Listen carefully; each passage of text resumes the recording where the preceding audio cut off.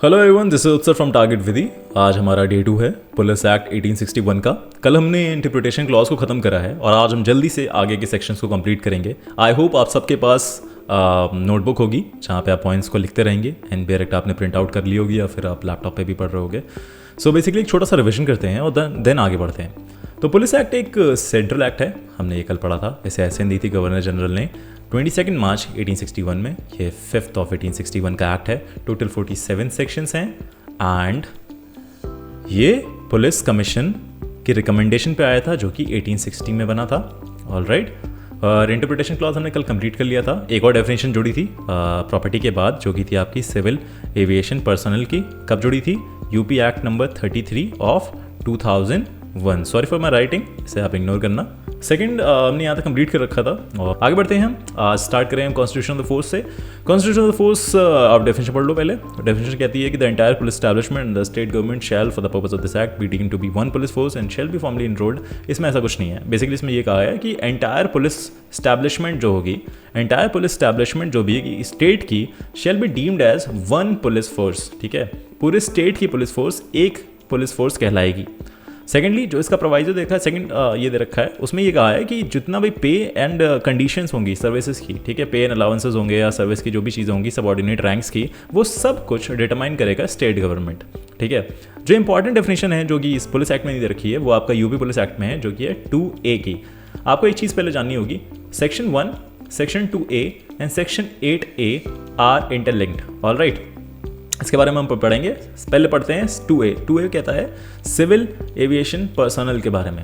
तो हम खोल लेते हैं UP police act, act number 33 of 2001। तो ये कहता है कि देखिए भाई साहब, बहुत छोटी सी बात है। सिविल एविएशन पर्सनल क्या होता है, इसकी डेफिनेशन हम डिफाइन कर देते हैं आपको। इसको हम लाए थे आपके प्रॉपर्टी वर्ड के बाद, यानी कि कल मैंने आपको पढ़ाया था प्रॉपर्टी के बाद जो है यहाँ पे सिविल एविएशन पर्सनल की डेफिनेशन है। ऑलराइट, इसके बाद सिविल एविएशन पर्सनल की डेफिनेशन ऐड हो गई है। ऑलराइट, ये क्या कहता है? In such officers and employees of the civil aviation department posted in the maintenance, security and general administration of the wing and civil aviation directorate Uttar Pradesh immediately before the commencement of the police. ये आपको दो चीज़ इसमें ध्यान रखनी है।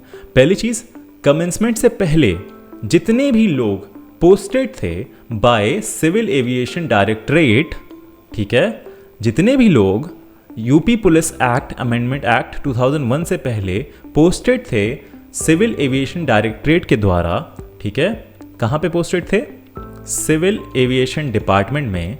वो सारे के सारे पुलिस फोर्स की डेफिनेशन में आ जाएंगे। ठीक है, अब इसको शॉर्ट में समझो। शॉर्ट में ये कहता है सिविल एविएशन डिपार्टमेंट है, ठीक है, इसमें कौन होता है? ऑफिसर होंगे और एम्प्लॉयज होंगे। इन्हें अपॉइंट कौन करता है? पोस्टिंग ये कौन दे जाता है? Civil aviation directorate. ये सिविल एविएशन डायरेक्टरेट जो है इनकी पोस्टिंग कराता है सिविल एविएशन डिपार्टमेंट में। ठीक है, अब इसके अंदर कौन कौन से डिपार्टमेंट आते हैं? सिक्योरिटी आता है, ठीक है, मेंटेनेंस आता है और जनरल एडमिनिस्ट्रेशन आता है। इन सब को पोस्ट कौन करता है? Posted by state government. तो यही कहा है कि जितने भी लोग before the commencement of police Uttar Pradesh amendment act 2001 हैं, वो सारे के सारे सिविल एविएशन पर्सनल की डेफिनेशन में आ जाएंगे। ठीक है, और civil aviation personnel to be police force. Alright, ये आपका 2A डिफाइन कर देता है। अब यहाँ पे कुछ सब क्लॉजेस दे रखे हैं, उसे जल्दी से समझ लेते हैं क्योंकि इस पर ज़्यादा दिमाग लगाना नहीं है। आपको बस एक चीज़ क्लियर होनी चाहिए, जो ये कहता है 2A कहता है कि the provision of the section shall have effect notwithstanding anything contained in the provisions of this act और any other law for the time being in the force. Okay, ये कहता है भाई साहब देखिए, एक ये नॉन ऑब्स्टेंट क्लॉज है। नॉन ऑब्स्टेंट मतलब क्या होता है कि कोई भी यूपी पुलिस एक्ट का अदर सेक्शन या फिर कोई भी अदर एक्ट का, अदर लॉ का कोई भी सेक्शन 2A को हार्म नहीं कर सकता, कोई चेंजेस नहीं कर सकता है। ठीक है, कोई भी प्रोविजन इससे अफेक्ट नहीं करेगा। ठीक है, सेकंड आ जाते हैं। सेकंड कहता है कि ऑन द स्टेट नोटिफिकेशन, ठीक है, स्टेट गवर्नमेंट ऑफिशियल गैजेट में नोटिफिकेशन के लिए निकालेगा। ऑलराइट, एक डेट नोटिफाई करेगा कि भैया ये लोग जो हैं अब सिविल एविएशन पर्सनल की डेफिनेशन में आ जाते हैं। ठीक है, उन्हें अपॉइंट किया जाता है। लेकिन जो ये प्रोवाइजो है ये आपको कहता है कि 30 डेज के अंदर आप डायरेक्टर जनरल सिविल एविएशन को खत लिख सकते हैं कि सर हमें पुलिस एविएशन पर्सनल की डेफिनेशन में नहीं आना है, मुझे पुलिस फोर्स के अंडर नहीं आना है, तो आप उनको लेटर दे सकते हो और आप वहाँ से क्विट कर सकते हो। ठीक है, आपको इसमें याद करने वाली बात ये 30 डेज़ वाली है। ठीक है, 30 डेज़ के अंदर जब से इसमें डेट नोटिफाई हुई है उस दिन से आप 30 डेज़ के अंदर आप रिक्वेस्ट कर सकते हो डायरेक्टर जनरल सिविल एविएशन को लेटर देकर कि भैया मुझे ये काम नहीं करना है। ऑलराइट, थर्ड आ जाते हैं पे एंड अलाउंसेस के बारे में बात करी गई है। पे एंड अलाउंसेस जो भी होगा स्टेट गवर्नमेंट डिफाइन करेगी, डिटरमाइन करेगी। फोर्थ पे आ जाते हैं ड्यूटीज़, सारी ड्यूटी जैसे कि एयरक्राफ्ट मेंटेनेंस, स्पेशली यहाँ पे लिखा भी हुआ है लखनऊ का एयरपोर्ट एंड सिक्योरिटीज़ और बाकी अदर ड्यूटीज़ को मेंटेन करने की जिम्मेदारी सारी सिविल एविएशन पर्सनल की होगी। पांचवा पॉइंट ये है कि सिविल एविएशन पर्सनल की जितनी भी प्रिविलेजेस होंगी, एक्साइज होंगी, नेसेसिटीज़ होंगी, सब कुछ जो भी है वो स्टेट गवर्नमेंट डिफाइन करेगा। बाकी दूसरी चीज़ लास्ट ये है कि सिविल एविएशन पर्सनल की जो भी एडमिनिस्ट्रेशन है वो सब कुछ वेस्ट होगा director general civil aviation Uttar Pradesh के अंडर। ठीक है, और वो किसके अंडर आता है? स्टेट गवर्नमेंट के अंदर। समझ गए सारी बातें? आगे बढ़ते हैं। उसके बाद आते हैं जल्दी से superintendence in the state government. ठीक है, the superintendence of police throughout the general police district shall vest in and shall be exercised by the state government to which such directorate is subordinate as exercised at the authorized under the provision। okay, एक general police district है, आज के definition में आप कह दो इसको state कह दो। ठीक है, स्टेट में जो सुपरिटेंडेंस होगी पुलिस की वो किसके अंडर होगी? वो अंडर होगी स्टेट गवर्नमेंट के अंडर होगी। यानी कि जो सुपरिटेंडेंस की पावर है वो सबकी वो किसके अंडर होगी? स्टेट गवर्नमेंट के अंडर होगी। अब ये सुपरिटेंडेंस का मतलब क्या होता है? सुपरिटेंडेंस का मतलब होता है कि पहले एक समझ लो, सुपरिटेंडेंस की जो पावर होगी वेस्ट होगी और कौन उसे एक्सरसाइज करेगा, यानी कि पावर वेस्ट कहाँ होगी और उसको एक्सरसाइज कौन करेगा? State government. ठीक है, इसको थोड़ा अच्छे से बना लेना कि सुपरिटेंडेंस की पावर और एक्सरसाइज और उसकी पावर किसके अंदर वेस्ट होगी? स्टेट गवर्नमेंट के अंदर। अब सुपरिटेंडेंस का मतलब क्या होता है? सुपरिटेंडेंस का मतलब होता है एडमिनिस्ट्रेशन। ठीक है, किसी भी स्टेट का एडमिनिस्ट्रेशन और पावर टू डायरेक्ट किसके अंडर होगा? स्टेट गवर्नमेंट के अंडर होगा। दैट इज इट, बस इससे ज़्यादा कुछ नहीं है। ओके, यहाँ तक क्लियर है सब कुछ? आई होप यहाँ तक समझ में आ रहा होगा। नहीं समझ में आया दोबारा समझा देता हूँ फट से। ठीक है, सुपरिटेंडेंस का मतलब होता है administration of control and power to direct. ठीक है, इसका बस छोटा सा मतलब है कि administration to control and power to direct ये किसके अंडर होगा? स्टेट गवर्नमेंट के अंडर होगा। बस इतनी छोटी सी बात है। नेक्स्ट आ जाते हैं जो कि है section 4, inspector general of police. इसे हम पढ़ लेते हैं। The administration of the police throughout a general police district shall be vested in an officer to be styled the inspector general of police and in such deputy inspector general and assistant. ठीक है, the administration of the police throughout the local jurisdiction. Okay, यहाँ पे 2 points दे रखे हैं, point number 1 and point number 2। पहले हम पढ़ते हैं पॉइंट नंबर 1। ये कहता है कि जीपीडी यानी कि जनरल पुलिस डिस्ट्रिक्ट में, यानी कि आप कह सकते हो स्टेट में, स्टेट के एडमिनिस्ट्रेशन में, ठीक है, एडमिनिस्ट्रेशन ऑफ पुलिस किसके अंडर होगा? स्टेट के एडमिनिस्ट्रेशन ऑफ पुलिस किसके अंडर होगा? विल वेस्ट इन 4 लोग की बात हुई है यहाँ पे। ठीक है, पहला दे रखा है डीजी कम आईजी। ठीक है, दूसरा दे रखा है आईजी, तीसरा दे रखा है डीआईजी और चौथा दे रखा है असिस्टेंट आईजी। ठीक है, और दूसरा पॉइंट बता रखा है इनका, तो सेकंड पॉइंट है, सेकंड पैराग्राफ है, वो ये कहता है कि लोकल जुरिसडिक्शन में मजिस्ट्रेट के कौन कौन कंट्रोल में होगा? In local jurisdiction. ठीक है, in local jurisdiction of DM यानी कि डिस्ट्रिक्ट मजिस्ट्रेट के लोकल एडमिनिस्ट्रेशन में administration of police will be vested in 4 लोगों के हाथ में, एसपी, एडिशनल एसपी, ठीक है, joint SP and assistant SP. फिर हम स्टार्ट करते हैं सेक्शन 5। आई होप ये पूरा समझ में आ गया होगा कि कौन हेड होता है। स्टेट में आपका डीआईजी, डीजी, आईजी और असिस्टेंट आईजी होता है, और लोकल एडमिनिस्ट्रेशन में यानी कि लोकल जुरिसडिक्शन में डीएम के अंडर कौन कौन होता है? आपका SP, additional SP, joint SP और असिस्टेंट एसपी। ठीक है, फिफ्थ पे आ जाते हैं power of inspector general to exercise of powers. ठीक है, अब एक चीज़ यहाँ नोट करना, सेक्शन 5 के साथ आपका साथ में पढ़ा जाता है सेक्शन 12। अब सेक्शन 12 खोल लेते हैं। सेक्शन 12 कहता है power of inspector general to make rules. आज हम यहीं तक पढ़ेंगे। ऑलराइट, तो स्टार्ट करते हैं सेक्शन 5 से।